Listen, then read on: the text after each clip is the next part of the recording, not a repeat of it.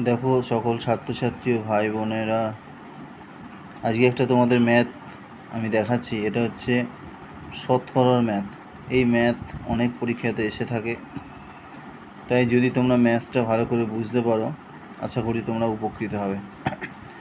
ম্যাথটা দেখো, একটি সংখ্যার 25%-এর সঙ্গে 150-এর 30% যোগ করা হলো, যোগফল 75 হলে সংখ্যাটি কত? তাহলে আমরা ধরি সংখ্যাটি হলো এক্স, তাহলে এক্সের 25%, তাহলে আমরা লিখলাম এক্সের 25%, এর সঙ্গে 150-এর 30% যোগ করা হলো।